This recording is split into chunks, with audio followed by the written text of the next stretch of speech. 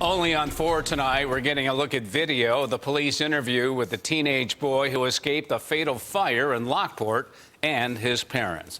The tire recycling plant went up in flames last summer, killing 14-year-old Joe Phillips. On Friday, we saw cell phone videos taken by the teenage friend that show the moments leading up to that fire.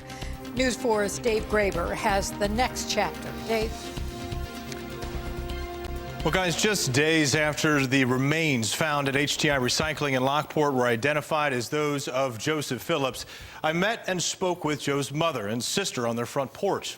I've maintained communication with Ann Phillips all throughout the investigation and the trial of the teen who this month admitted to his role in that fatal fire. Now, that's important to note because the family of Joe Phillips supports the stories that I presented on Friday, which showed videos of Joe and his friends starting and spreading fires all throughout that abandoned building. Tonight, evidence that's rarely released, but nonetheless critical to a full understanding of this story. Video of police questioning the teen and his parents about what happened on August 10th. I love you. I wish I was on this way.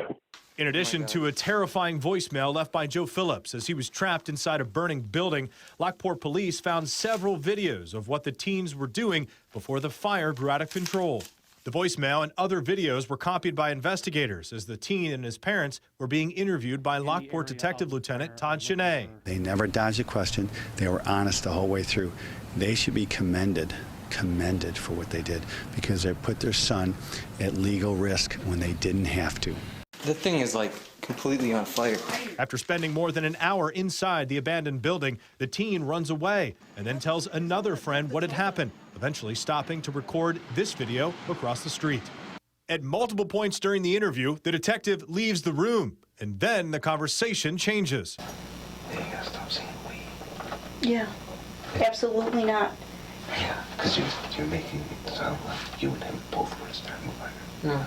Then you need to be careful what you say. Joe or he. You need to be specific. What really happened. Whether you started or not. This mess like that, oh, they're going to find someone to pin it on. And it's going to be you, especially if Joe's gone. Yeah. It's going to be, you're going to take the full blame.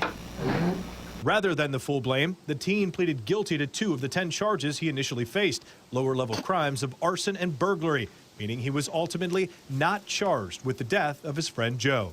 Those videos give the best narrative of what happened.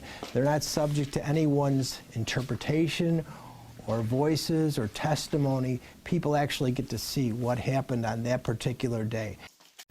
Now, the teen is due back in court on April 4th. At that time, the family court judge will decide whether he receives the maximum punishment, which is 18 months in a juvenile detention facility and $1,500 in restitution. We have much more on this story, including last Friday's coverage on our website, WIVB.com. For now, reporting live in the studio, Dave Graber, News 4 at 6.